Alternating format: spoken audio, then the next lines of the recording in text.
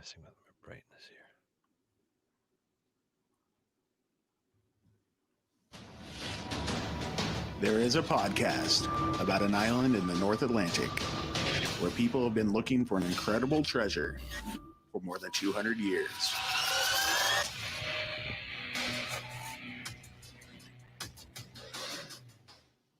Hello and welcome back to Could It Be? An Oak Island podcast. We are your hosts, Deidra and Dustin White. Hey, we are not alone this episode. No. This one is extra special. It's going to be extra great. We have somebody joining us today who is often called the head acorn. Yes. Sometimes he's referred to as the mate from the other state or mate from another state. We have Mr. Matty Blake on live with us right now. Matty, welcome to Could It Be? An Oak Island podcast. Hi, everybody. Welcome to all you acorns out there. It's great to see you two in particular. You're looking great. I love your fancy graphics here. Fantastic. Yeah. For our podcast listeners, what Matty's referring to is below our portraits on the screen. We have the Fellowship of the Dig carrying the Ark of the Covenant right on out of the money pit. I'm sure that's where they came from. Yeah, right? It looks like Steve's running out there to mark where they found it. Yeah. So, well, welcome. We're going to get into Beyond Oak Island. We're going to get into the Curse of Oak Island. We've got so much stuff to talk about, so I think we should dive right in. Okie dokie. So, but before we do anything else, we're going to dive right in. But Matty, how things going? Great. Just we finishing up here on this incredible season and looking forward to another season. I think it's no secret, in seasons past, for you real fans who pay attention to this type of stuff, as the season ends, it's not even being coy. We really don't know if there's going to be another season because a lot of it has to do with Rick and Marty scheduling and their emotions. Do we want to continue doing this? And so when I'm pressing them in those season finale specials at the end of every season, we really don't know. With the revelation of last week, which we will get into, and I really don't know, and I look forward to maybe some fans communicating with us here tonight. I'm not sure if fans understand how significant the last minute and a half of last week's episode is and how game-changing it is and how this is the moment we've all been waiting for, and it's happened. This is the Oak Island moment, and the way they brilliantly kind of almost hid it from us, and then just in the last minute and a half, and I can tell you a funny inside story about that, personal story about that, so remind me. But to answer your question, I've been getting ready, to be honest, for wrapping up this season and then into a season 9. And here we go. Here we go. Here we go. Hang on to your seats. We're stoked to hear that, obviously. And I mean, it's crazy. Oak Island's just such a weird phenomenon, but it's just one of the most magical things on TV. It really is, because digging for buried treasure is got to be one of the hardest things to do, especially when it's 200 feet underground. And you got this great cast. You got an awesome host like you. I don't know. There's not. You could call it a lot of things, but I think I call it a little bit of. It's a little magical. Oh, magical. Of course. It really is. Oh, yeah. So, yeah, we will get into what happened last week on the Curse of Oak Island. But something one thing I've been dying to talk to you about, Beyond Oak Island. Yeah. Oh my gosh. So we have a lot of questions about Beyond Oak Island. We have listener questions about Beyond Oak Island. Great. But, so the first season, it's all wrapped up. It aired during the season 8 of the Curse of Oak Island. It was immediately followed. Had awesome ratings. Yes. And it 1.5 million people watching every single week, and that's just right after it airs. That probably doesn't even count the DVRs and stuff. So smash it, love it. We have some more Robert Clotworthy in it. We love hearing that guy's voice. Me too. And, so 8 episodes. I just wanted to just barely touch on all of them with you, but we'll start off first with actually one other thing. I meant to do this top of the episode. I want to say a quick happy birthday to Michelle Tomayer. Yes. She's one of our biggest supporters. She provides trivia prizes for us sometimes for our Oak Island trivia. She's a great artist. We just wanted to get that a shout out real quick off the top before I forgot. Her name is Michelle. Michelle, this is Drilling Down, and this is your birthday. boom. Yes, and I just wanted to point out, we've got some fellowship here in the chat, and good. Scott Awesome. said hi. Oh, and Scott Barlow. What's up, everybody's very Scott? Excited. God, how you doing, buddy? In case you didn't know, there's also a Scott Barlow Appreciation Day every year. It's and coming it up. happens coming up. It's there's one every day in my house, actually. Well, May 12th was deemed Scott Barlow Appreciation Day by Steve Guptill last year. And so we made a big celebration about it. We're going to do so again this year. Yep. This That's is the one awesome. Yep. All right. So Beyond Oak Island, I just want to say that we loved the format. We loved getting to hear from all of these experts and discussing these legends, these treasure hunts. It's actually a little bit different than a lot of because there are a handful of treasure shows out there and people going and looking for these treasures and whatever. But I love the format, how basically the first half of the episode is getting all the background. So much background information dumped on us, which is great. And then you go boots on the ground. I mean, so good. I mean, it was just, it's a lot of fun as a viewer. That's it. That's that's a lot of what the goal is to spread these stories and then to give it historical context. And they're almost like mini Oak Islands when you think about it. The hunt itself might be completely different. It might be in the ocean, it might be in Europe, it might be wherever, and the details might be different, but the structure of what we're doing is very similar. We're trying to put a historical context to these things, trying to find common ground, commonalities, and also what maybe we have learned on Oak Island we might be able to bring to bear into your treasure hunt, whoever is on the show. So yeah, it's a little bit of a cross pollination there, and it's fantastic. It's so fun. Yeah, well, it's fun to watch too, let me tell you. And then so another thing I just loved about the premise of the show is how the Laginas basically, this is them reaching out to other treasure hunters to give them a helping hand when they might not, some people over, I don't know, we're treasure hunters and we kind of get looked at like we're crazy sometimes. And sometimes, it just takes somebody to have a little bit of confidence in you, hear what you have to say. And if they like it, great. If they don't, they don't. But it's just so, I don't know, kind of heartwarming seeing them work with all these people and giving them a shot. And they're really good stories too. Yeah, well, there's a definite kindred spirit thing that happens when you get together with people who, whether they be specifically treasure hunters or just people who love a mystery. I said to that young man, Christian Roper, who was the Jean Lafitte expert, and I think it was maybe the first one. I don't remember. We went to Texas. Yep. Okay, yeah. I said to Christian, he asked me, actually, he's doing a documentary. And one of the things he asked me is what is it about us? Why do we? And I said, I think in hanging with Rick and Marty and meeting all you treasure hunters and me being involved and even the Fellowship of the Dig, the people who tend to stick around, there's two types of people in the world. And one type hears a story about a treasure hunt or mystery or adventure and goes oh, cool. That's cool. Or doesn't care. And then there's us. And we hear a story like that and we're like, wait, what? Where? When? How? Who? Why?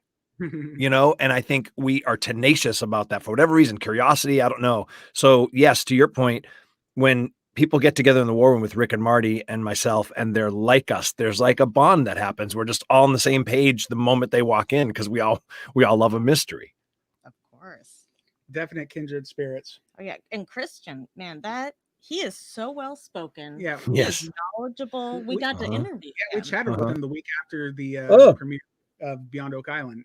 We did just a live stream with him, and he is awesome. He's excellent. He was just so full of information. Yeah, he knows his stuff, and I was so impressed by him. And you can see in that episode, if any of you watch it back or watch it for the first time, notice that you can see Rick looking at me and smiling you know, he's trying to get my attention. Almost like, look at this kid. Look at this kid. Like he liked Christian. You could tell right off the bat, you know, and was impressed by him. And I'm going, oh, wow, this kid. And Christian and I have stayed in contact, and he's a wonderful young man. I'm rooting for him, and I'm going to help him however I can moving forward. Definitely. I think his website for his documentary he's trying to do, I think it's sunkensilver.com. Is that right? Yeah. He's also on Instagram as he's working through, you know, getting that done. And... Yeah. We went and made a donation to his thing, you know, and we recommend everybody else go and do that too, because it's a very, very interesting story. It's definitely worth telling, and it's so fun to hear. And I'll tell you something else he has in common with Rick and Marty is that he won't give up. He will not give up. If he gets to a dead end, or you know, he will follow the path to where it leads. You know, he'll follow the evidence. Sounds like a good treasure hunter to me. Mm-hmm. Very good. Yeah. So that episode in particular, it had you go to Hendricks Lake in Tyler, Texas. You know, you hung out with Christian, Gary Pinkerton, Calvin Wiltshire, and yeah, you guys had like just an amazing adventure. And how was it? Like, how was it floating down the lake and just, you know, being part of that? I'll tell you how it was. In fact, I'll tell you something behind the scenes. I felt so much in love with the whole thing that so Cal, who you saw running the dive, and his son, they are rescue divers. They're like hardcore, like they're the real deal. And Cal runs a dive school, like camp, you know, where you actually can stay there and go to dive school. And he has a quarry that he has filled with wrecks. So like police divers who rescue people will train there, or they'll go there to practice, and he will train them. And so I think it's a 60 or 80 foot quarry. I forget, maybe 80 feet in the middle. I can't remember, but let's just say 60, because I remember there was definitely a part that was 60 feet. I don't know. I don't remember if it goes to 80, but anyway, he has sunken in there planes, boats, you know, so you can actually dive on these wrecks and practice rescues and things like that. So when we went and did the presentation that you saw on the air, this is actually a really funny story. So we were a day late, and I'm in communication with my wife back home going like, oh, it's gonna be another day. That happens sometimes, right? She's like, when are you gonna come home? Like, we'll be a day late. So we're sitting there, and Cal, who runs the school, says to me, how come you never dive on the show? And I said, well, you know, there's a couple reasons. I said, one is I've been on a dive, but I'm not certified. And I go, man, this school is so awesome. I would love to do it, you know. And then he's talking about how long it takes to do it. And he's like, we could, if you were just here and staying here and just doing it all day, he's like, we could do you in 3 days, you know, 3-4 days. And I'm going, really? And he's going, yeah. And so we're done. I've got a flight home. It's over. My wife's already mad at me. I'm a day late. And I just call her and I go, honey, can I stay an extra 4 days? And so I literally, like, you know, I'm saying we were just at Cal's to do the shoot, and I was back at the hotel, and I was about to fly out that day. I stayed in Texas for another 4 days and certified with him and trained under his son. And yeah, we did and then I'm on my test, we dove, and it was a great way to learn because it was very little visibility, which now makes diving for me so fun and easy. I trained in pretty, you know, it was kind of difficult because you couldn't see anything. And we did a compass navigation as part of the test, which divers know you have to do. And the guy who was training me, working with me, I'm looking for him. And I just see him waving him, and he's sitting on the wing of a plane. There's like a sunken plane down there. It was just the coolest thing. And I loved it. I got certified. So that's a little behind the scenes of Beyond Oak Island. I feel like there's going to be an underwater drilling down. Has to be. Now there has to be. Another tool in your tool belt. That's it. You got to keep under there to find out. Because didn't Steve Guptill go out into the water to mark one of his things? Oh, we need to see that point, you know? Not sending Matty out there to do it. Let's go. It'll be fun. We can throw some of those dive rings out there, see how many he can get. Yeah, and like I said, now when I dive, it's not, I don't want to say easy, because you always have to be careful. No dives like easy, but it's just so much more pleasurable because I can see. Yeah.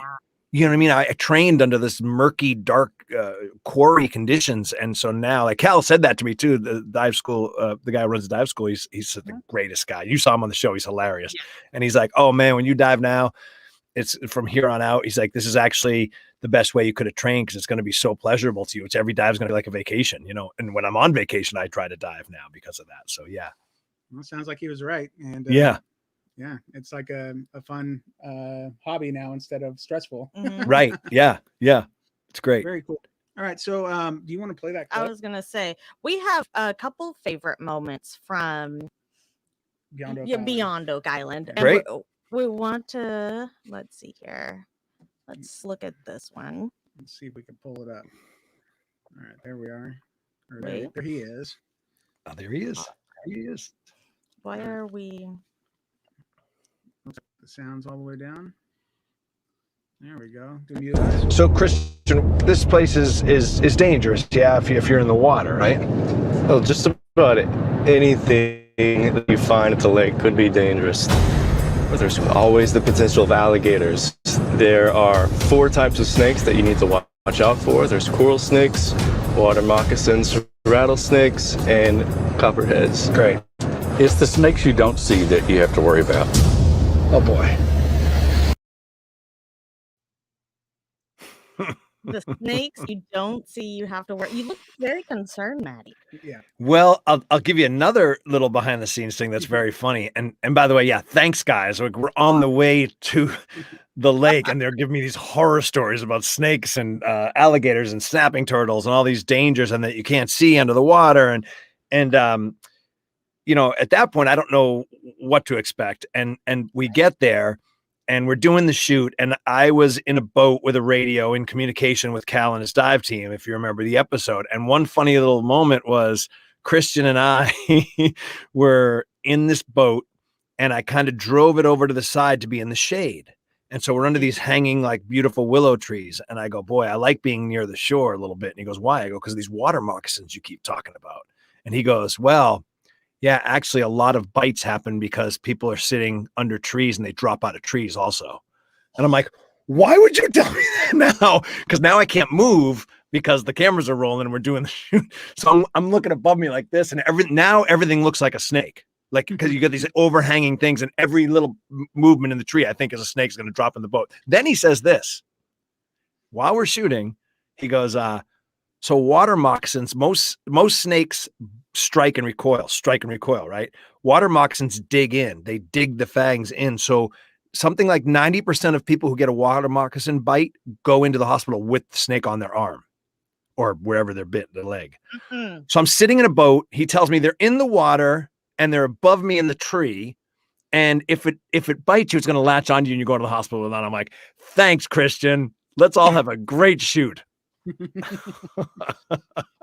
That's great. Oh my god! I think Christian, because that's a good story. That is a great story. Hey, so how are you usually with snakes? Are they fine? Or I mean, normal fear. I don't know. People are not scared of them, I guess. I mean, I don't. It would never stop me from doing my job. Put it that way. I don't have a phobia, but no, I don't want to. I'd rather not see one. I'm from New England. You know what I mean? Like I'm not good with poisonous snakes.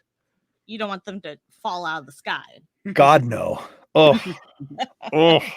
Yeah. Snakes don't bother me much, but spiders on the other end, that's what gets me. Can't do them. Don't even want to look at one. Yeah. I'm probably better with a snake than a spider. Excuse me, a spider than a snake, but yeah, to each his own. Yeah. Well, who knows? They might stick you in a cave with a bunch of spiders one of these days. I'll do it. I'll do it. If the Laginas send me somewhere, I'll do whatever they ask me to do. That's perfect. All right, so I just want to touch on the next couple episodes real quick of Beyond Oak Island. We had the Wild West Gold where Gary went out to Utah to check out Butch Cassidy, possible loot, and that was a very fun episode. Mm-hmm. The following episode, Finders Keepers, was like a revelation. Like very informative. Yeah, it was crazy. Yeah. Like, there wasn't any real searching, I guess, but there were, I mean, there showed some like footage and stuff of things that happened in the past, but like learning the laws around trove stuff and the possibilities of it being taken from you. Hard to watch, but I mean, it's good to know. But like so when we do these specials and even with Beyond, like we talk a lot about what fans want to know. that comes up a lot with us. So like you guys know Derek, you talk with Derek. So Derek from Prometheus, one of the great producers, Joe Lassard, John Levy, these guys who, by the way, now you've seen, which we'll talk about in a minute with the special. But, we honestly do talk. And then, of course, with Rick and Marty, we have these conversations. We go, what do people want to know? What are they interested in vis-a-vis? And one of the questions vis-a-vis treasure hunting, and one of the questions we get asked all the time, and I'm sure you guys do too, is what happens if they find something? What happens if they find something? And what's the Treasure Trove Act? And what's the deal? And will the government? So that kept coming up. And then Marty, if you remember that episode, had this horror story that he invested in this treasure recovery. And so what we say to people now is, because then you start to freak out and you go, well, wait a second. What if Rick and Marty have really done this? What if they recover this silver? And there's more than that. Will the government still respect their deal? And the answer to that is, based on history, we don't know.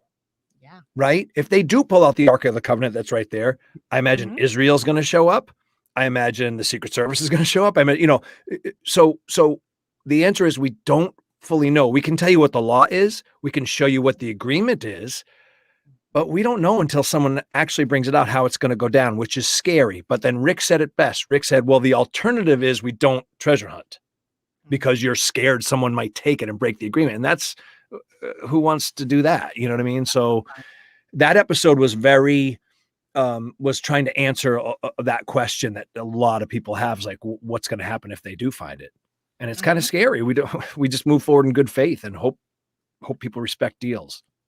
Yeah, For sure. It's tragic. It's fun to watch, but it's hard to watch. Mm-hmm. I feel so bad for I don't remember the name of Rick and Marty's partner. Yes. Yeah, man, he had such a he found something kind of legendary. Yeah. And the state took it and said it belonged to the French when it was likely Spanish, or who knows. I mean, we only know so much from watching 10 minutes of that section on a show. Yeah. But it's still heartbreaking for him, And then that, as Marty said, it's foolish in a way by the authorities, because then you get people who hear those stories, treasure hunters, and then they figure, well, I'm gonna keep it for myself because I could get screwed anyway. If I try to follow the rules, they'll come and stop me or take it. So then you get people on the other side of the spectrum, like the story that Gary told about those two Brits who tried to lie about what they found and keep a little bit, or keep a lot actually. And I forget the exact numbers, but they would have kept, like, in other words, they said they found so much. I forget the exact numbers. They said they found, like, say, what I'm going to make this up, like 1.5 million. And they had found like 3. And so just for that extra little gap, they were trying to kind of cheat. They ended up losing it all.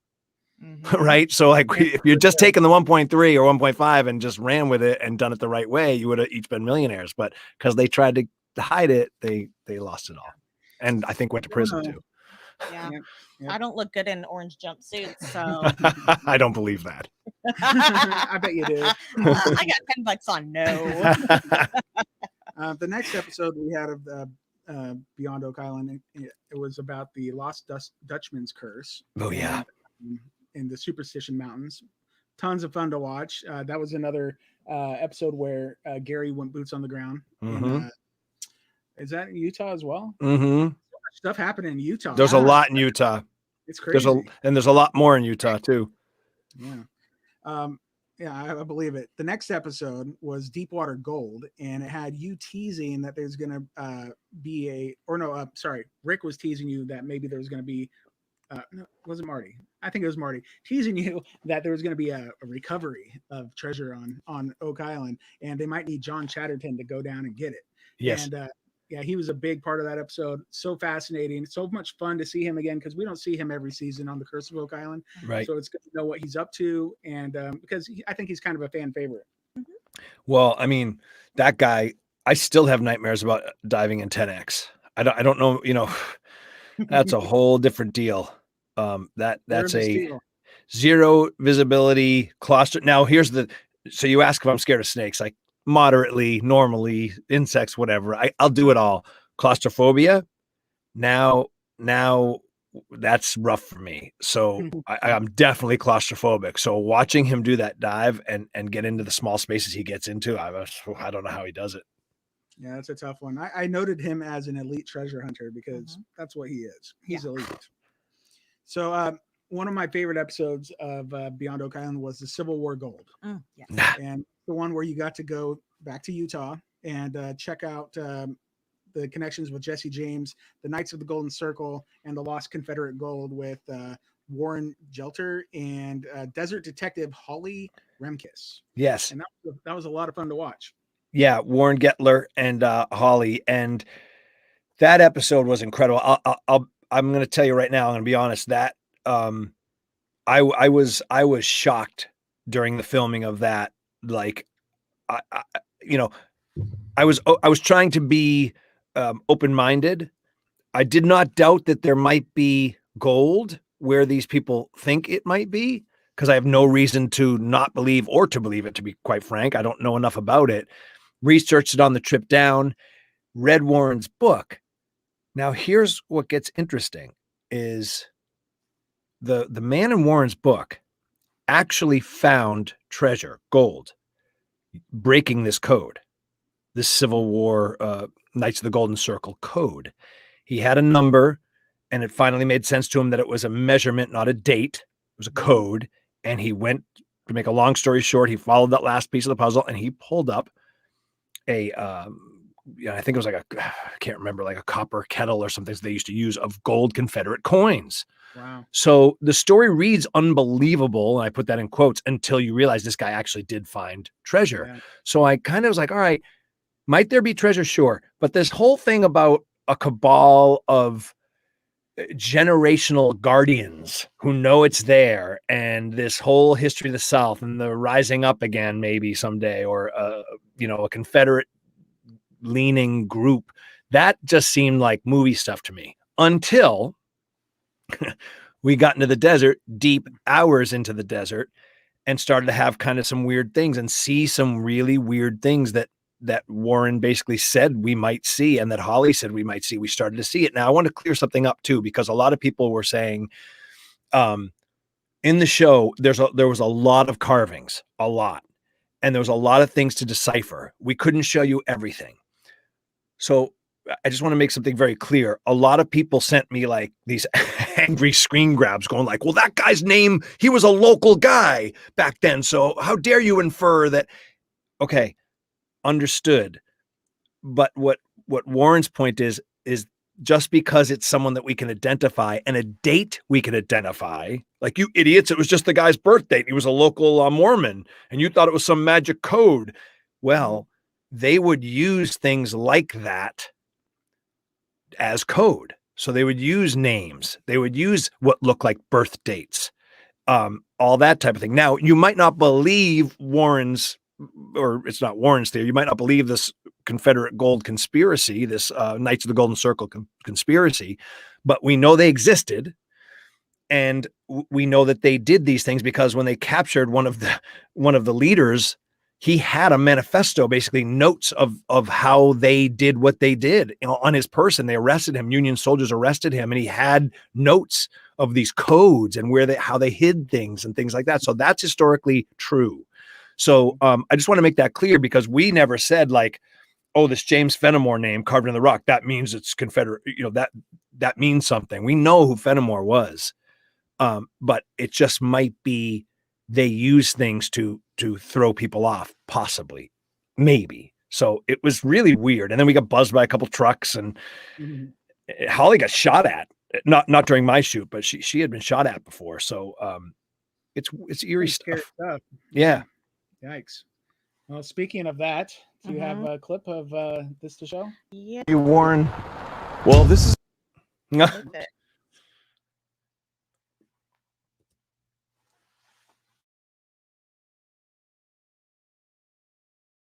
Does this symbol mean anything to you, Warren?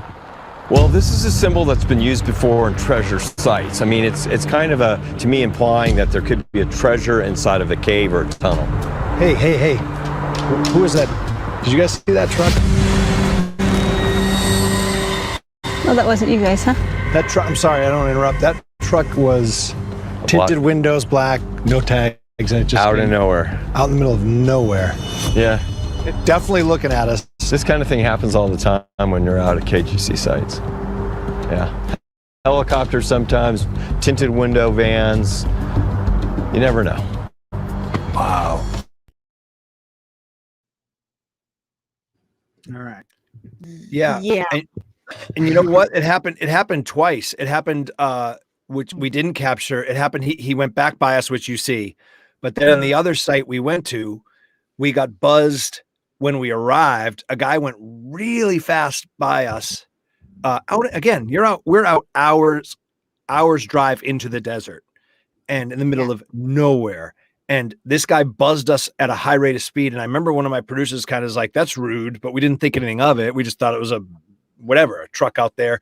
And then when we packed up at the end of the day, all the equipment was gone. Boom, we get buzzed right by us again. And my producer said, that's the same truck that when we got here buzzed by us at a high rate of speed. I said, come on. And we had all the cameras packed. I was like, oh, damn it.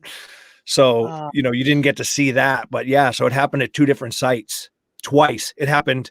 They went by us one way and then later by us the other way. And that truck that you did see on the show stayed idled, parked way out in the horizon line. We could see its headlights just like probably 2 miles away, just parked facing us. Now, look, we're not saying who it is. I don't know. I have no way to contextualize that but it was somebody and it was weird and it felt weird, especially given what Warren had said. So who knows? Yeah, but scary moment because you're out in the middle of nowhere. Who knows what's going to happen? Yeah, I'll be honest. It kind of pissed me off. If that's what it is, and I'm not saying it is again, but if that's what it is, I got angry. I'm like, so this is some Confederate sympathizing generational watcher of this treasure watching me. I got mad. I got like my busting up. You know what I mean? I didn't like it. I wanted to go confront the person and be like, what are we doing? Odds are it could have been a Bureau of Land Management, although Holly said those trucks are labeled as such. Mm-hmm. They'll have the BLM logos on that, and she's local. She's like, I know what they look like. So it wasn't them. Could have been local person out who knows what, but we don't know. Yeah, well, it made for good drama and suspense on a TV show. It did. Yeah, definitely. I wasn't mad at I was mad that I was being watched. I wasn't mad it happened, if you know what I mean. Yeah. Yeah, it's cool that you're able to capture it, but go away. Let these people, let you and your team and your colleagues out there do what you came to do, Right. But whatever. The last episode of the season was Montezuma's Treasure, and that was another Aztec gold in Utah. So Yeah. it sounds like a broken record with Utah. So much Utah I know. stuff. I know. Crazy. A lot of land. Yeah. So yeah, it was phenomenal. We do have a question from one of our listeners, Tara Lorraine, and she asks, well, since Beyond Oak Island was so good and successful, are there any plans for another season of Beyond Oak Island? Great question, Tara. Thank you. I can tell you this, that it was a very successful first season. The numbers were great. The response was great. I am proceeding as if there's going to be a season 2. I am working and looking for interesting treasure hunting stories. I know Rick and Marty are always looking and listening for interesting stories. There has been no announcement from the network, but I am proceeding as if there will be. So in case that day comes, we've got the stories and we're ready to go. And the worst comes to worst, I've just learned about a bunch of awesome treasure hunts for myself, right? So I'm proceeding in confidence that there will be. I would advise, if you are fans of Beyond Oak Island, you do the same. I would be very confident that there will be a season 2. And when that announcement comes, if it comes, hopefully it comes, I will History Channel will make it, and it'll be on all my social media and things like that. So I'm optimistic. Well, we're sure crossing our fingers for you because it was a lot of fun to watch. It's a great companion to The Curse of Oak Island. Agreed. I mean, who doesn't love The Curse of Oak Island? Or everybody is sad when The Curse of Oak Island, when it gets to the top of the hour and the show's ended. But then we go right into more Rick and Marty. And then we get Matty and Gary sitting around the table and they go on these amazing adventures. I mean, it's good stuff. It is. Yeah. Well, cool. Yeah, we do have another question about Beyond Oak Island from our listener, Amy Schultz. It says, Hey, Matty, would you ever consider having Dustin and Deidra on Beyond Oak Island to discuss their involvement in treasure hunts they have been on and have created? What a great question, Amy. I totally would. I think that whole armchair treasure hunt thing is really interesting. As a matter of fact, you guys taught me that term. I knew of one in Boston, and I was looking into it. One of these armchair, or the guy was from Boston, and I said, I remember saying to my producer, like, there's a bunch of these that people like just leave them, and of course that really famous one that was solved. And then you guys use that term, and I'm like, boy, that's a great title for an episode, man. So I would say stay tuned. I mean, I totally would be game for that. I don't make that decision by myself, but if I'm interested in it, it goes a long way. I think it's a fascinating part of the story. I also think something I've been keeping my eye on and doing some research on, because I think it would make a great episode too, is kind of this whole new thing going on digitally. Where people are losing passwords of cryptocurrency and things like that. That's kind of I was calling it a virtual treasure hunt, if you will. I think that's very interesting. So there's a lot of directions we could go if there's more seasons to come. Definitely. Well, we hope that there's a season 2, a season 3, a season 10. I mean, as long as the Curse of Oak Island keeps going, even if you guys do find the Ark of the Covenant out there, maybe Beyond Oak Island could just keep going. Hey man, I've said that from day one. People go, well, what if they find the treasure and the show's over? They're going to keep. I said, wait a second. If these guys, if you're telling me you couldn't suck out another couple seasons on what happens to them after they find the largest treasure in human history, I promise you, I can make a really good season television, minimum one, just on that alone. What happened to everyone afterwards, and what the process is, and if governments try to come and take it. I mean, that's phenomenal. I don't think it needs to stop if they find it at all. Yeah, and then you catch up with everybody on the Fellowship. You're like, Jack Bagley, you found the Ark of the Covenant a year and a half ago. Where are you at now with your life? And then it shows, it's just, oh man, it would be so good. Yeah, right. Like, think about that. Just think about that for a second. The last episode of the Curse of Oak Island, they find something beyond our wildest imaginations, and then the show ends. You'd be like, what? Wait, but what happens? What happens then? So yeah. Right? Yeah. So I guess we'll all just stay tuned and cross our fingers that we get more Beyond. And we're always crossing our fingers that they find some big treasure on Oak Island. And let me just say, in terms of being optimistic, the number one thing we have going for us is that Rick and Marty loved it, and they love doing it, and they're interested in new stories. They're interested in treasure hunts and people who are trying to solve mysteries, like they. Who were inspired by their childhood tales they heard, or things like that. So, if God willing, their schedules permit, and we can put something together, like I said, I'd be optimistic. Yeah, well, like you said earlier, you could see the look on, like, especially Rick's face, talking to Christian Roper on the first episode. He sees himself in this kid, and he wants to do everything he can to help him and others like him. Well, not kid. Well, he was a kid. I think he's like 22. Yeah, no, you can call him a kid. I could be his dad. Quite literally, I could be his father. His father's only a few years older than me. It's disturbing. Well, he's a good guy. He's a great young man. Great guy, and he is smart. He's wicked smart. Wicked smart. All right, so drilling down. You want to? Yeah, that's a Boston thing there. Yeah, drilling down. We should probably head into that. So. Yeah. Before we do, I do have one question about Boston. Yeah. We briefly touched on it last time, but we did have a question from Bobby Monfett, one of our listeners. He said, ask Matty if he misses WAAF. What's my favorite local rock station here in Boston? And he used to do Matty in the morning. So he misses you.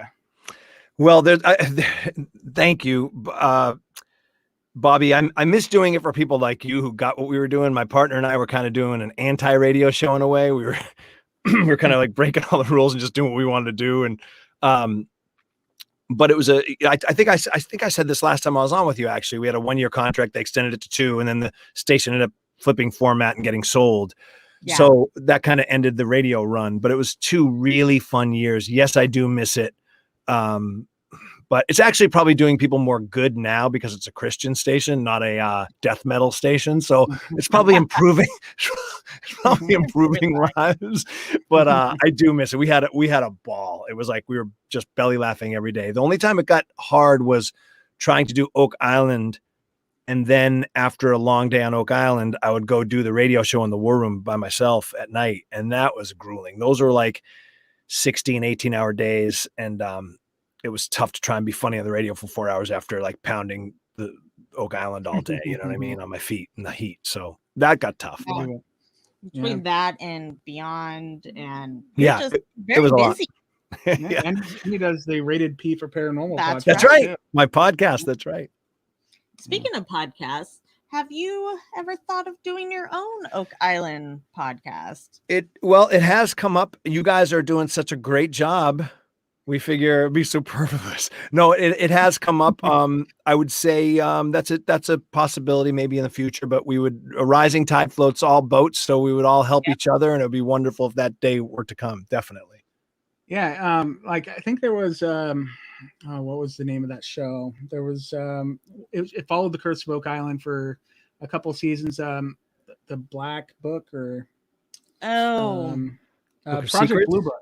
No, Project Blue Book. Oh yeah, sure. Yeah, they had an official History Channel podcast for it. And I'm thinking to myself, like now, Matty Blake would be like killer having a recap or like some kind of like follow-up podcast. Well, I can tell you if that happened, I would be hosting it. If History did do that, I would be hosting it. But there's a lot of things at play with that. So we'll see. I think it could happen. Right now, everything's so crazy that it's like, we'll see. You're a busy guy. We even saw you in a few commercials this year, so you've been busy. Right. Pandemic here. Yep. Yeah, cool. So one of our listeners named Julie York, this goes into like kind of like having a little more behind the scenes. Mm-hmm. Why isn't there a drilling down every week? We love all the extra depth of info you bring us. Should we start a petition? Whatever it takes, man. Thank you very much, Julie. And thank you too. Well, to be quite honest, I would say because there's two reasons mainly, I think, in my opinion. And one is that drilling down has evolved over the seasons. So it's kind of something that we're figuring out as we go. Do you know what I mean? It wasn't like, right. So it's like, well, this season we'll do this special and this special and this special. And the other reason is that the production, as you saw in the behind the scenes special, producing The Curse of Oak Island is such a massive undertaking. If I was there every day trying to do drilling downs, it would be virtually impossible. I'd be in the way. You know what I mean? It's just, I'm glad you guys got to see that special because you got to see how kind of in the way I was. Mm-hmm. And I am. When I'm on, I'm telling you, it's happened a dozen times or more. Like every week I go, we're filming something and we have to like immediately stop because we're in their shot, or I'm talking and they're having a thing, or you know what I mean? So it would be to do it weekly. I think to be quite honest, I think people would get sick of me. I think they would get sick of me kind of getting involved too much. I think it's laid out on purpose so that when little too much information's coming after like 3 weeks or 4 weeks, like, wait a second, we got to catch up here. And then I come in and I go, all right, it's been a busy month. What do we got? You know what I mean? I think the producers probably think it works better that way. And I tend to agree. Well, but you guys got a good system. It's funny. I was looking up the description of like what my DVR or like Xfinity cable box says about drilling down. And it says a studio talk show that is a companion to The Curse of Oak Island. And I'm like, it's been a while since it were basically a studio 6 years old. 6 years old. Pretty good though. Yeah. I thought that was really funny. Yeah. So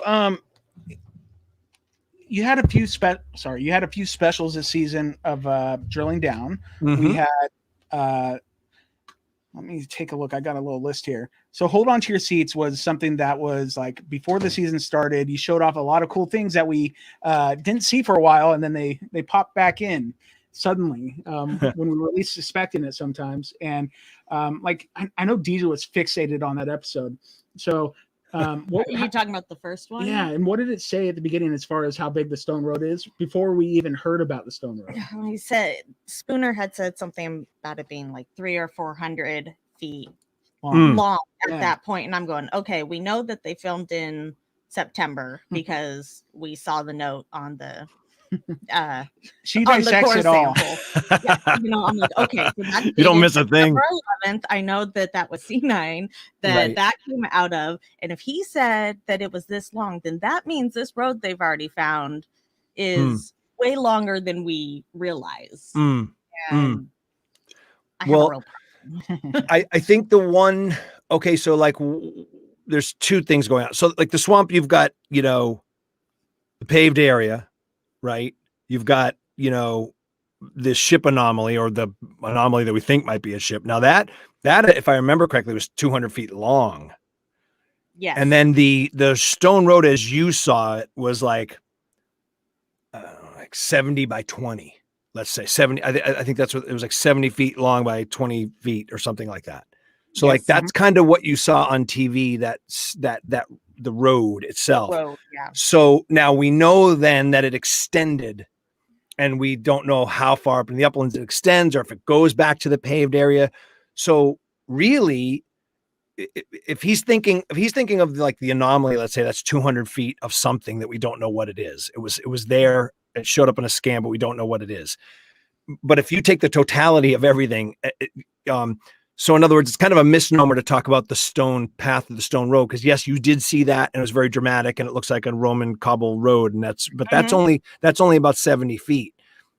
But this thing seems to be continuing and moving, and so you really could say it's hundreds of feet, because we honestly don't know what it's attached to. Right. And if it's part of that stone road that we saw. So there's kind of, my long-winded way of saying, there's kind of no real square footage you could put to it, because we don't know how long it goes. We don't know what it's attached to. We don't know its purpose. We don't know if it's a separate stone anomaly than some of the things they're finding. So anything to try and give it specific dimensions would be kind of a guess, right?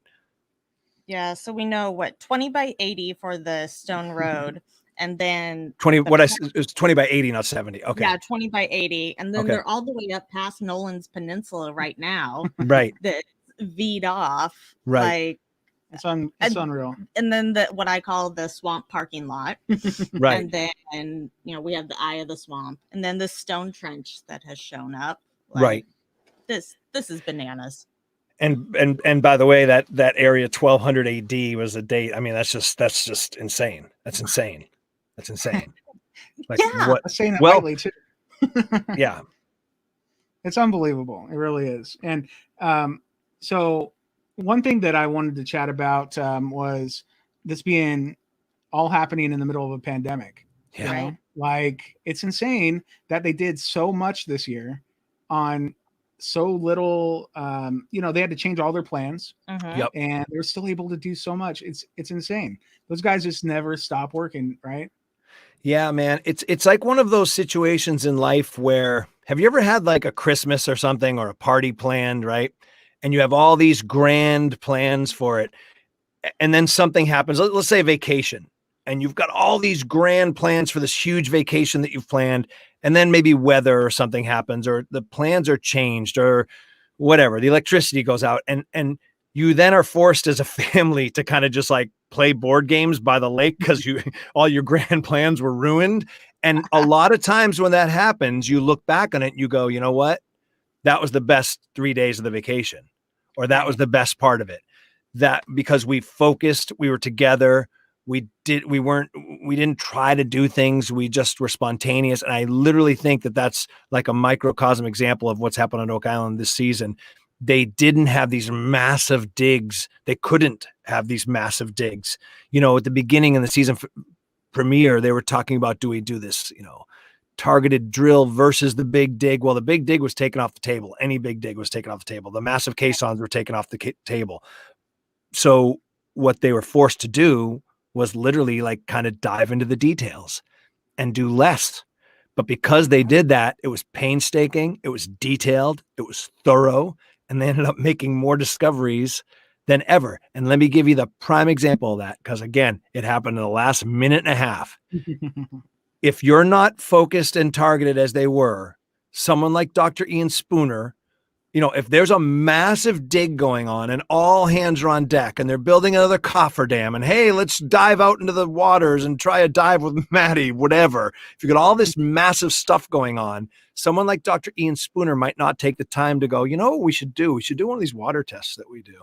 And then Marty goes, oh yeah, we've done that drilling when I was in energy, in the energy field. Like, well, that's a scientific test that could work. And then he's got the time and the resources to do it right. And look what happened. The moment. I mean, the earth-shattering moment. So yeah, I think it was a blessing in disguise.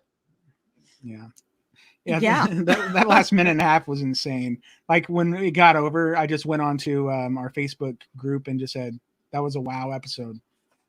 Like it's wow. I'm telling you, it's like the moment of Oak Island that we've been. It's one of, again, like it's like Tom Brady. We stay here in New England. Like I don't think we didn't realize what we had because we were living through it, right? Like this is never going to happen again. Someone this dominant. Like we went to 9 Super Bowls. It doesn't happen. And you kind of don't realize it. And guys, Oak Island fans, Acorns, listen, we have scientific proof that there are precious metals in the money pit. Okay. Now listen, can they get it? Is there some weird anomaly that this is going to turn out that wasn't that? I don't know. Sitting here, I don't know. But we had Dr. Ian Spooner say there is large amounts of silver in the money pit. If I told you that was going to happen on day 1 of this season, you'd freak out, right? You'd lose your minds.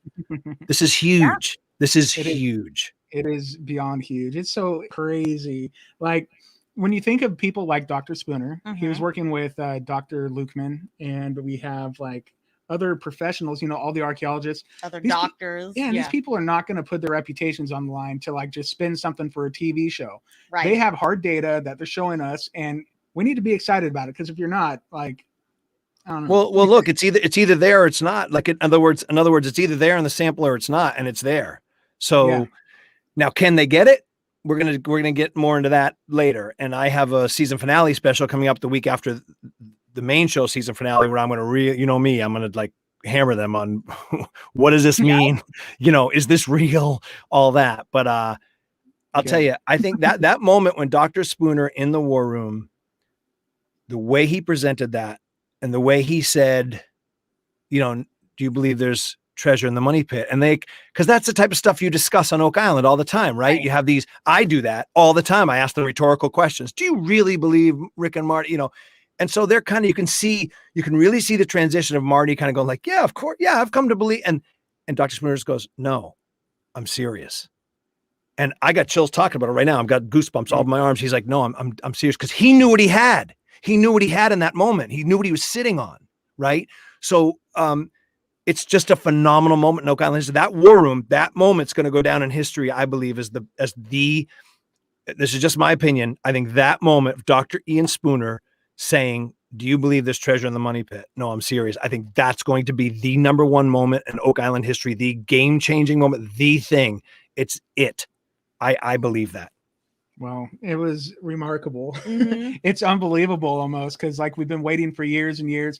And Deidra and I realized that treasure hunting, you know, is not an easy task. We're okay with waiting a long time because you have to, it's not easy. That's just the fact of the matter. But man, when you hear something like that, it gets you so excited. You saw how excited Marty was. Like that was genuine. Oh yeah. Because he likes science, right? Marty likes science. And this is a test, by the way, that he knows about because he's an energy guy, right? Yeah. So this is a test they use in endeavors like that. This isn't a test that was made for treasure hunting. You know, this is a scientific test that they do. They test water for metal, for trace, you know, they're picking up traces of metal. So this is science that we know could be applied to treasure hunting, or Dr. Spooner knew he could apply to, in this case, treasure hunting. Now ask yourself this too. If there are, as he said, Gerhardt truckload full of silver in the money pit, which is exciting.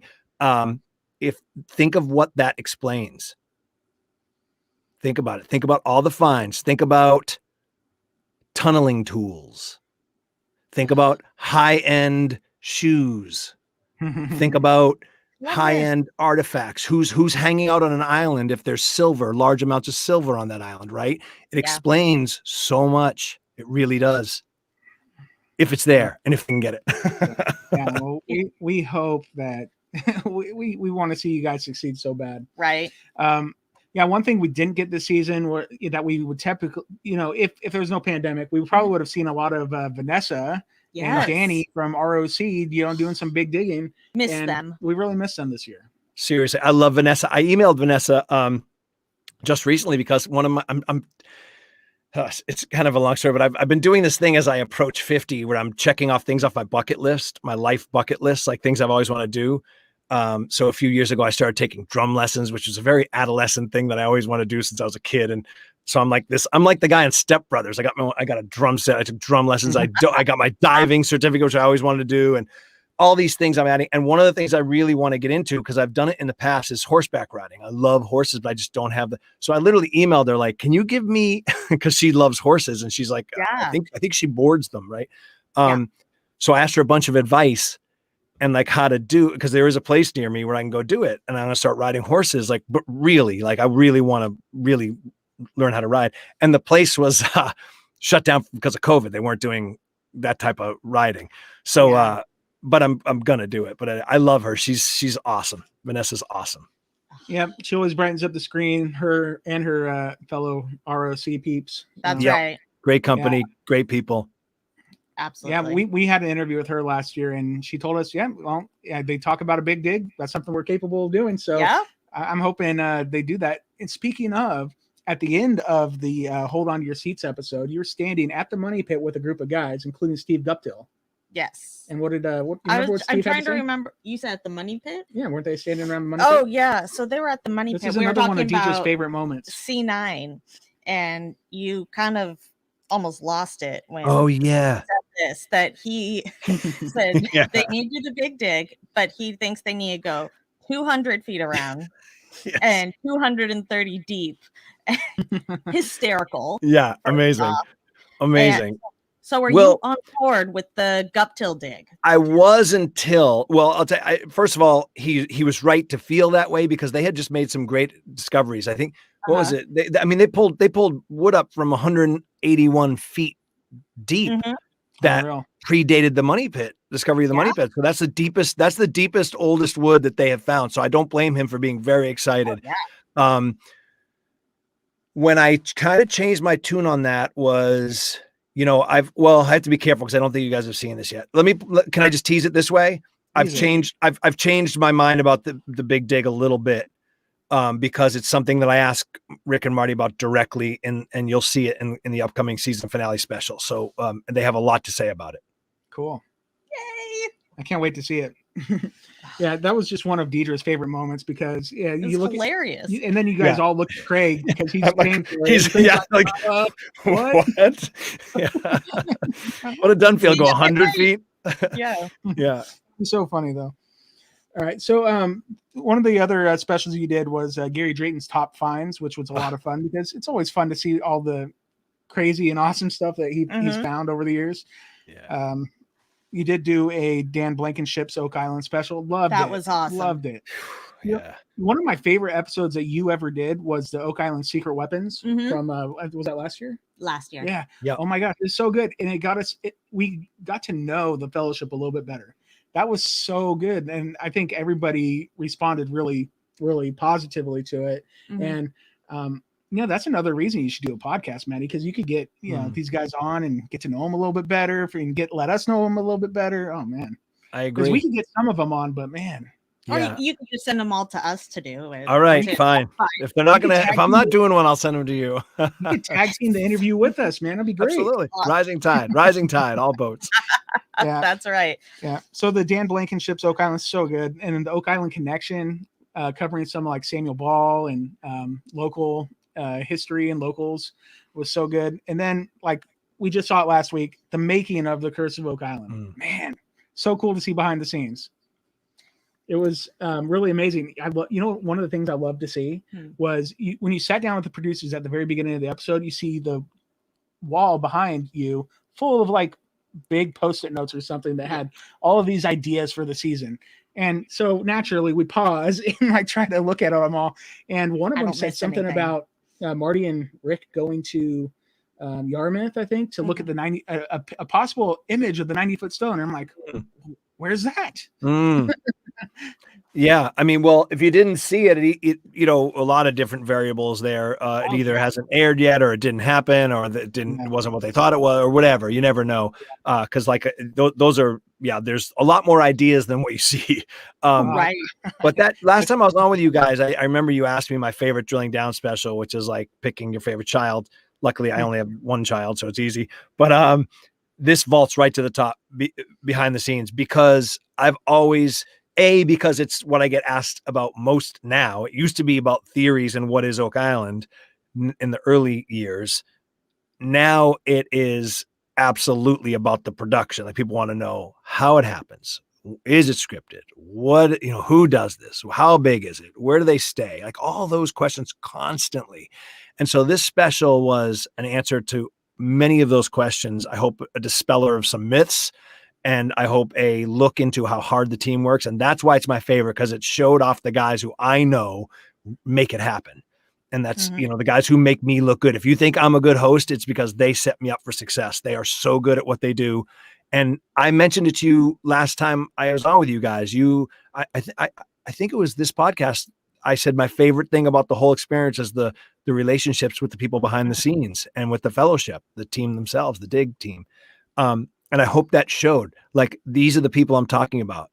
They are from John Levy, the guy who was running me around the island, you know, to Joe Lassard, who you saw with the LA. He had the LA Dodgers cap on. He's like Kevin's protege, Kevin Burns himself, who we lost. These are my Derek, who you deal with behind the scenes. These are my brothers and sisters, and I'm so happy they got to shine and they got to be on camera. And so this vaults up to number one for me, because it was their time. Well, they totally deserved it. I mean, so much work and effort goes into this to make it just a fun TV show. I mean, these guys, if there wasn't the TV production, they might be slower at what they're doing, but or maybe the production slows them down a little bit. I don't know, but they would be out there digging. And to turn that into something that's like enjoyable to watch every week, it's mind-boggling, because it's a lot of work. Yeah. And like, all the personalities just fit so well together. They're so I don't know, just the fellowship is great. Well, and I mean, we have a small taste of what it was like behind the scenes, just as production stuff goes, but like, this is on a much bigger scale than what we had experienced. But there was a moment there in that episode, I thought we were going to get the other show that we have all been hoping for, which is the Bloopers Reel. Oh, yes. You know, them getting stuck in the swamp. Yes. We saw Rick fall down in the swamp once in that dive practically. I mean, Scott got stuck. And so the question that many have asked us, and probably in you, is, so when are we going to get a show with like all the outtakes? Because there's an editor somewhere with like a little folder. Like, oh, this is a gem. I don't think it's out of the realm of possibility at all. I mean, like you said, we've come close. We did the Moments You've Never Seen special, which had some touching and serious moments, as well as some funny stuff. And this one had some funny stuff with the camera guys, definitely. So yeah, to answer your question directly, there's no exact plan right now to do one, but I know that there's a huge demand for it. Trust me, I hear you. I get it on my Facebook page all the time. Blooper reel, blooper reel, blooper reel. So I don't think it's out of the realm of possibility at all. And yes, second part of your question, the editors have hundreds and hundreds, probably thousands of hours to choose from. Yes. Oh man. Sweet. I can just see this little folder sitting somewhere with the really good ones, and they're like, "Oh, we gotta hang on to that." I've seen some of them, to be honest with you. Oh, I'm so jealous. Yeah, that's really good. There's one thing I thought was missing from that episode, and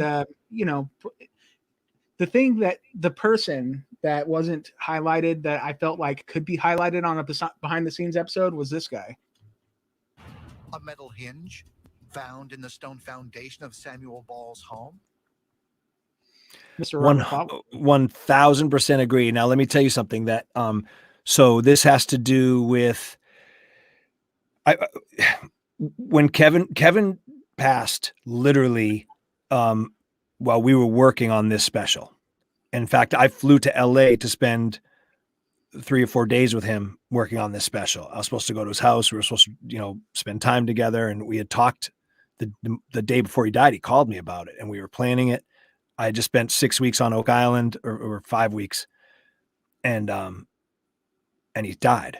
So I know that I wanted that. I thought Clotworthy, absolutely, and he's in LA. So everything, I literally flew home when I found out he passed. I was literally going to the office. I was going to Prometheus, and I got the call. I mean, it was just the most bizarre, surreal moment. One of the most bizarre, surreal moments of my life, of my entire life. So now I'm booking a flight home, or, I got a flight home, and, everything kind of stopped in terms of what we were going to do for that special. So of course that act just became tribute to Kevin. Do I think that we should be seeing Robert and his process, and the fans want it? 100%. Will I rest until that happens? I will not. So yeah, I love Robert. The fans love Robert. He's an awesome and very interesting guy with a great story on his own right. I think maybe even Robert coming to the island in a main episode is really what's necessary at some point, right? I mean, we brought the Reader's Digest article writer. Why not the voice of the show? Now, there are some people who believe, I'll just throw this out there as maybe devil's advocate, there are some people who believe you never want to see the voice of the show, but I think that's kind of old school thinking at this point in this day and age, because you can literally just go on social media and you see him right there, right? So it's like, or you can see him on Google. Yeah, so it's like those days are kind of over, I think. So I think it's going to happen in some way, whether it's my show or the main show, whether it's drilling down to the main show, you'll see more of Robert. He's the greatest. He's the GOAT. Yeah, well, exactly. Yeah, you know what? So we love Robert. He's the name of our podcast. I was going to say, right. We love him. You know what's funny? Someone sent us this a while back, and we weren't planning on doing this, but I'm going to do it right now. I have no idea what he's about to do. I apologize now. Yeah, take a listen to this. Oh, that didn't work. Hold on. Well, apparently we're not going to take a listen. No, we're going to. I just didn't have the right thing volumed up. There we go. All right, let's take a listen to this. There is an island in the North Atlantic Ocean where people have been searching for an incredible treasure for over 200 years. So that's like because different regions have different narrators, I guess, and it's not Clotworthy. Yeah, that's the British version. Yeah. Come on. Yeah, here, listen to this one. Using a 40-ton excavator, Billy Gerhardt will carefully dig along the suspected path of the rock feature. Wow. Fantastic. That's so funny. Somebody else. That's crazy. Yeah, that's when you hit like the SAP button on your on Netflix and you watch the movie in a different language.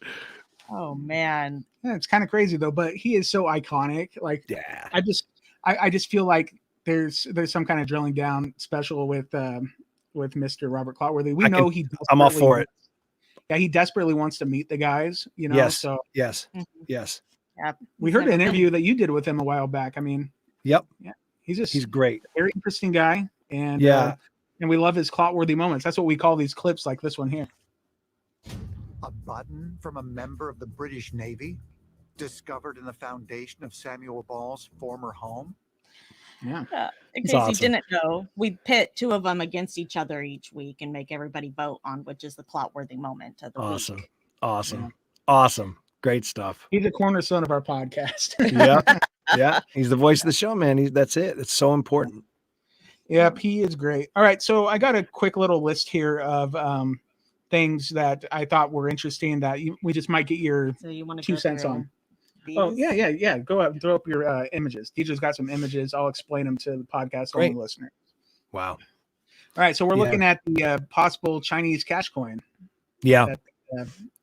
That's Sandy. I mean, what strikes me about that is that this season, and this is very indicative of this point, and I make this point to Rick and Marty, so I can't say too much in the season finale special, but everything they found, not everything, this season had a little bit of a theme in terms of their finds, and it was high end. They kept finding things that very wealthy or important people would have, the business owners of the day, if you will, the guys running the show, right? And this item is one of those things. So in other words, what the experts said about this in part is that this didn't, we're not saying that this thing came from China 5,000 years ago from, on a boat from China, but because someone who carried this, it would have been a totemistic type of thing. This was something a very successful world traveler might have had in his coin pouch. Like I wear my lead cross, right? So like your average worker, your average tunneler, your digger wouldn't have this item. So to me, it's very strange and very important. And it fits into that kind of weird storyline. So Incredible it's like a find. keepsake. Yeah. Yeah. Cool. Mm-hmm. All right. Maybe. You got the next picture? Yeah, this one was so tiny. Mm. Yeah. And there's the high-end item. Mm-hmm. It just goes to speak to. Yeah, it could be like so they think it's like a drawer handle. This is that gold object that they teased in a bunch of the commercials and before the season began and up until it happened. But I mean, it looks like a gold nugget or something. And everybody is so excited. It does. And that's the excitement that the team goes through too. You know what I mean? Like you pull something like that out of the ground, you're like, oh my God, we did it, right? In the immediate aftermath. Again, high-end type of item, luxury type of item. Now, what is that doing on an island where, according to the history, the most exciting thing happened was a few cattle or oxen were put on the island to store them? You know what I'm saying? Something happened on Oak Island. Yep. Oh, no doubt. 1,000% believe it. Oh, here's a good one. They're showing you the ring bolt. Billy hands this to you, and what do you think? Great moment. Well, in that moment right there, what I'm really thinking about, to be honest, is I was dying to see the road. And the way they brought, we went in the back way. We went in through the Nolan property just so that my reaction to the road would be real. Like they didn't want to recreate my reaction to the road. So I came in through like the Nolan property for that shoot. And so I knew it was right behind me. So yes, I was fascinated by that, but I knew it came from over there. So I'm like, what is over there? What is over there? So that's kind of what I was thinking at that moment. It was fun to watch you squirm a little bit. Yeah. And then I got to see it, and it took my breath away. Yeah, the whole ring bolt thing was really cool to see because they've been talking about them for years, and look, that thing's legit. Well, that's the other thing. Yeah, it's a great point, Dustin. Like that's the other thing in my mind is like I've heard about these ring boats, and then to hold a massive one was like, whoa, okay, we're on to something. How heavy was it? Very. Yeah, very heavy. It actually doesn't, it looks like I'm holding it with my fingers, which is weird because I kind of had to hold it in a fist because it was very heavy. Yeah. Yeah, cool. Absolutely. I thought it was maybe the key to the causeway when like looks like I'm getting the key to Chester Bay or something. I'm getting a key to the city. Right? It's like, geez, that's intense. Yeah, that's the next one. Okay, oh, there it is. What we were talking about, right? So everybody being excited and Steve saying, let's dig a big, expensive hole. Yes. Amazing. Yeah. And then we got the rosehead spike, right? Oh, yes. Yeah. And that had the cement on it that Michael John found. Yeah. Yeah. Treasure hunter of the year. Yeah. He's been great. Another COVID addition kind of, because it was all hands on deck because we were limited in who was there and what we could shoot and stuff. So another happy accident. That guy was all hands on deck and he was phenomenal in finds. And that speaks to the chapel vault, right? Perhaps. So exciting stuff. Yeah. So who was it that told us they call Michael John Hawkeye? Steve. Yeah, because like I guess he has eagle vision. You know, he's able to zero in on these artifacts, and I mean he's the new king of the watch table. Perfect. Love it. Yeah, I've been calling him the Gearhart Property Improvement Employee of the Year. How about the fact that I have the hands of a 98-year-old? Is that your hand? That's my hand, definitely. Yes. Because I remember I had that little cut on my thumb. I remember. Well, I was gonna say that's from searching in spoils from the year prior. Yes. So that's just to go to say. We showed it in that special. Yeah. Mm-hmm. Yeah, that's very cool. All right, and then we got the C9. There it is. The you were recording. Just saying. There it is. Thing past us. You don't miss it. And that's more about There's the road. Oh, yeah, there it is. How magnificent is that thing? Amazing. And then you see on the east there, it goes up. See that? Yeah, you've got it highlighted, right? Yeah. Incredible. Yeah, when we started the season, this was one of the furthest things from my mind. It would not have even entered my mind. No. I can tell you something really cool though, and then you saw it in the behind the scenes special. So the first day I saw it, now I don't want to mess this up. Well, it doesn't matter because it's just detail work. But as I remember it, the first day that I saw it was the day Marty arrived and first saw it, and that's what we captured in the behind the scenes episode. So so in other words, a normal drilling down, I'd be doing my thing, and then they would say to me, "We got to be out of here at 2 because Marty's going to see the road for the first time. That's the scene we're doing. He's coming." Well, because we're doing it behind the scenes, we were like, "Marty's coming at 2. Let's film it." Right? Let's film them filming Marty arrive. So I got to see it for the first time, and then I ran into the uplands there and watched that whole scene and talked to Joe about how they capture it and stuff. So that was all involving that road right there. I got to watch Marty see it for the first time and then watch the film crew capture that. It was pretty exciting. Yeah, that's super cool. So cool. And then we have Speaking you of, here. You two are so excited. Yeah. Back of that truck. So at this point, you're watching Gary metal detect. Yes. Well, Ish said something to me. It's funny. Ish, this guy, I can see him. The guy next to me, Ish Soto, the producer. He said something like, "Dude, what?" Because he kind of realized like we're doing a drilling down behind the scenes special, but we're also really filming Gary. And he's like, "What if he pulls out something really like really incredible?" You know what I mean? And I go, "Well, it's what Kevin said. The late Kevin Burns, like during a drilling down special, they thought I found something big one of the times I was digging." And they said, "Geez, what should we do? Do we bring this on the main show? Do we wait? You know, what do we do if this thing is what we think?" And Kevin said, "Who finds it, finds it. And where it airs is where it airs." You know what I mean? So we were wicked excited, Ish and I, because it's like, it could be great we could show it twice. You know what I mean? You could see it on behind the scenes. And he ended up pulling up some really cool artifacts that day. So we were just like two kids in a candy shop. It was awesome. That's cool. Is that the day he pulled up the lipstick container? Because wasn't this over on lot 25 with Samuel Ball's foundation? I don't know if it was the coins. That's what they pulled up. What did he pull up? Yeah, Coin. Yeah. And then he found a matching coin, didn't he? Yeah, I'd have to look back at that. Yeah. Well, whatever. It was just great amazing moment. To watch. Yeah, great moment. So cool. Yeah. So a couple other things that we didn't pull up images of that I want to just get your quick take on. Sure. Pine tar kiln. Yeah. There's more to come on the pine tar kiln in the season finale special. I can tell you that in my special. I don't know about the season finale of the main show, but in my season finale special, it definitely comes up. And I'll just say there's some interesting thoughts about the pine tar kiln. That's all I can say. Sweet. Something that we really enjoyed was when they were doing the work at the pine tar kiln at the beginning of the season, we had David McGinnis. Yes. That was so much fun to see. He amazing. Where'd the guy go? Yeah, I don't know. I'd imagine we're going to see him again because he's been still involved. Yeah, that was a very surreal feeling standing at an Oak Island dig site with an actual descendant, an actual McGinnis. Really eerie and really cool. He's a super nice guy too. Oh, I believe it. Oh yeah. And so we didn't just have David McGinnis show up this year. We have Aaron Taylor joining the trial team. Oh yes. Permanently. We saw him once last season, but now we have Miriam as well. So Liz.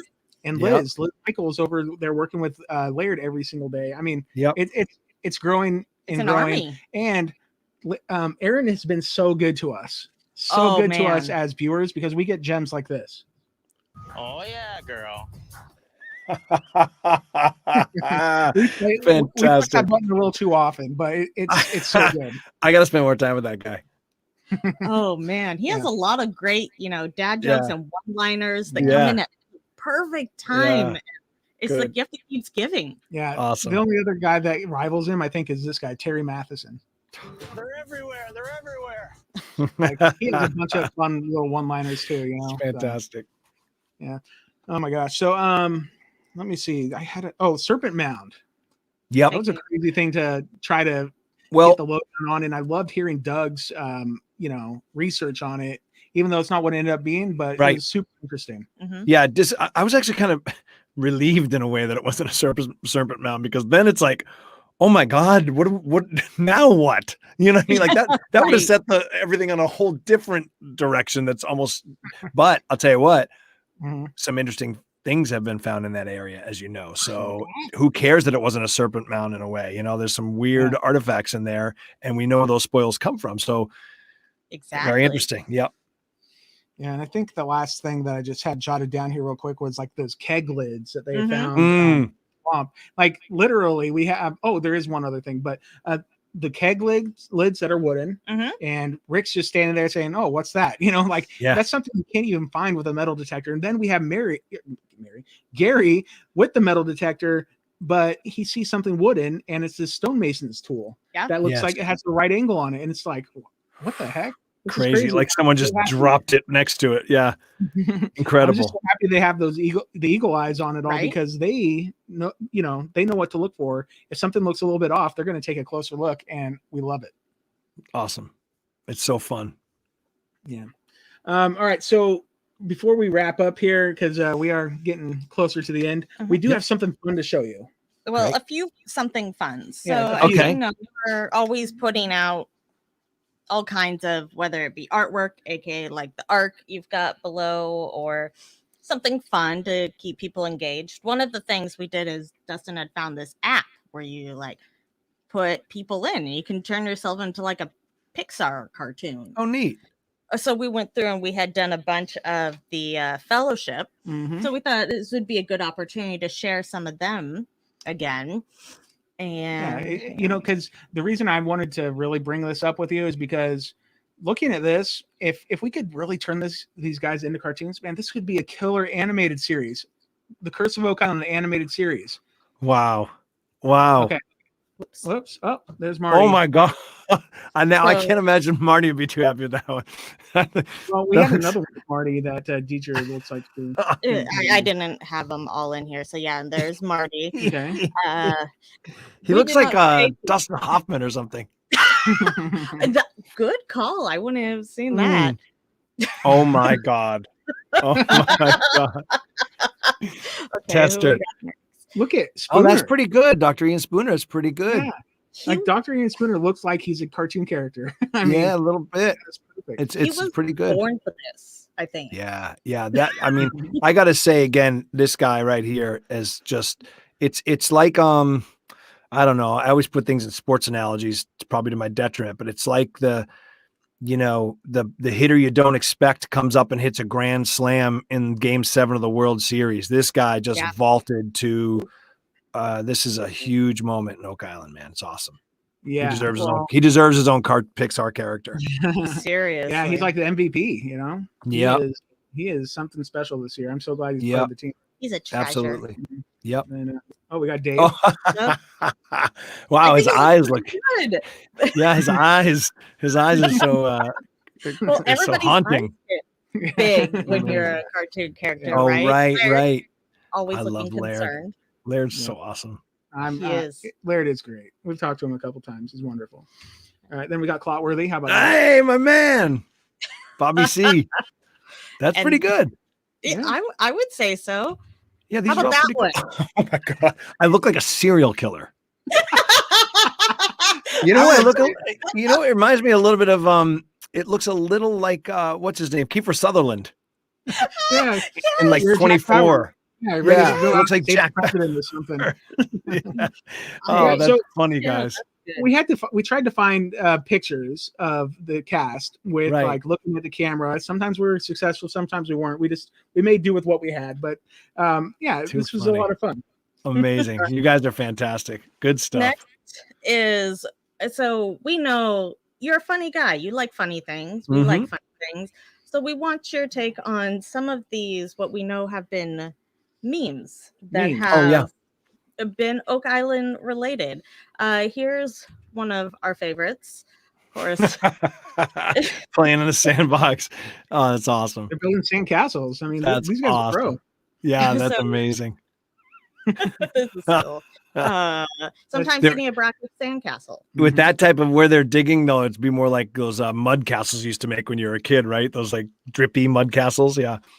I believe it. Oh, geez. Right, okay, who's next? So, Oak Island memes. Wow.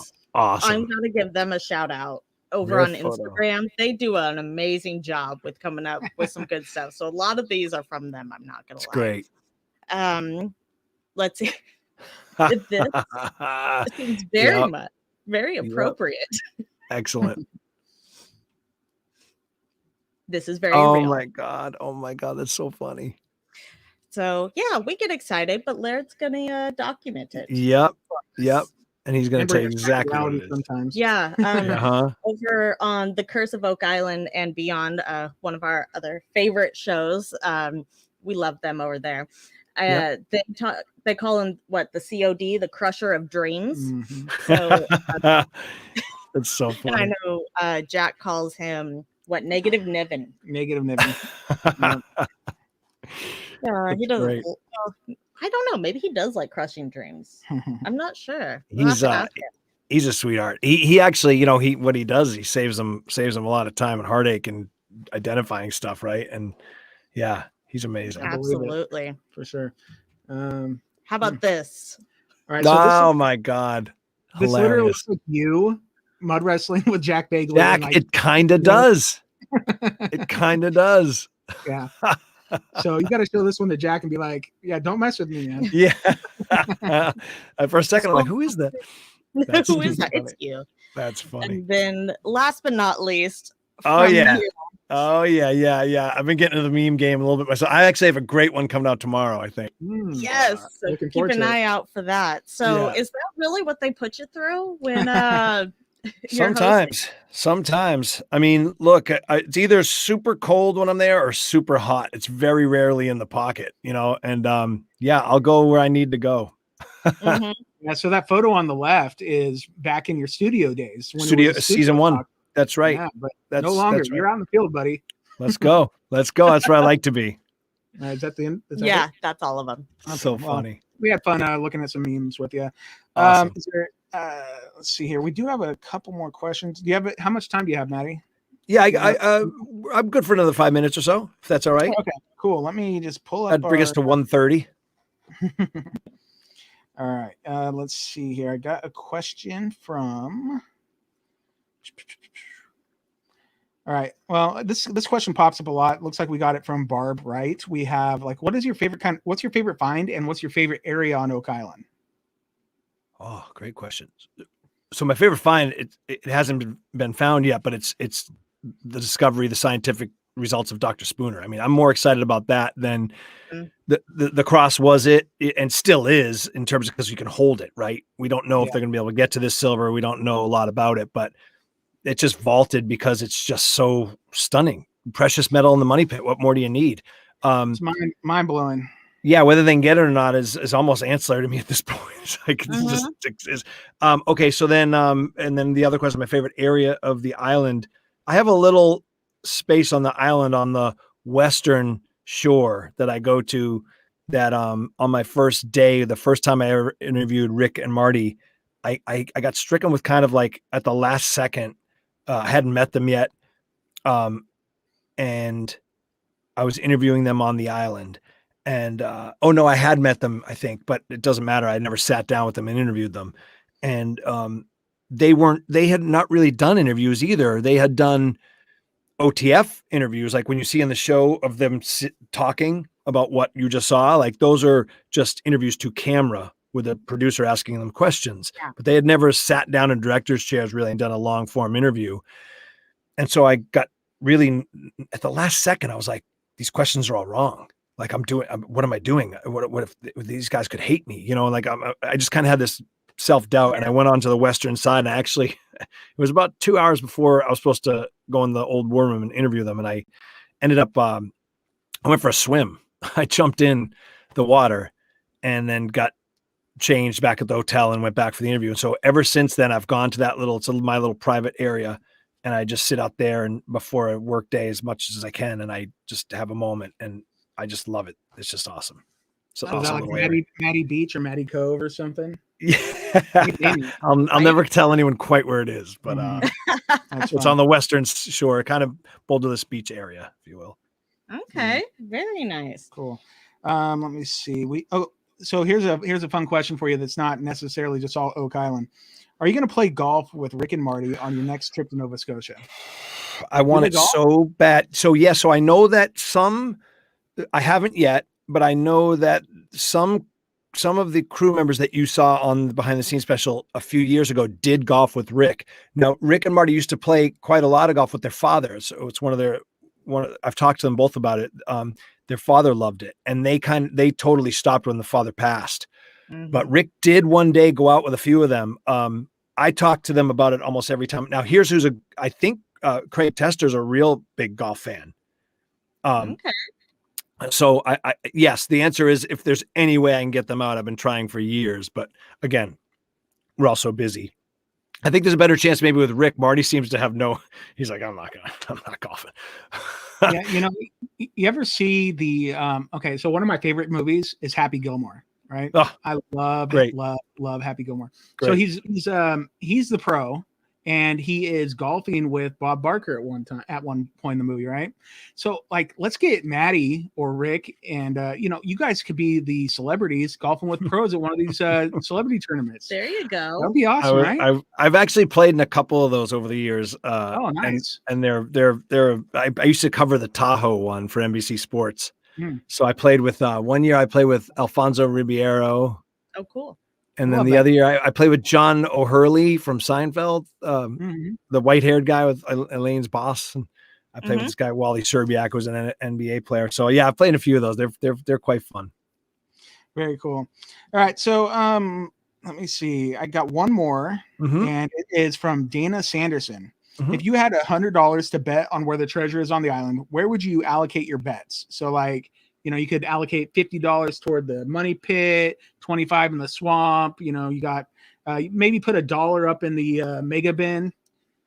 Well, I would have put a good amount in it. And like I said, look, you got the Stone Road, the Eye of the Swamp, 1200 AD, and the paved air. Like all these weird, the 200-foot long anomaly. We don't know what it is. So I was always kind of a swamp guy. But right now, I would double down, give my 100 completely to Dr. Spooner, and say, follow the water, follow the water, follow the water, follow the water.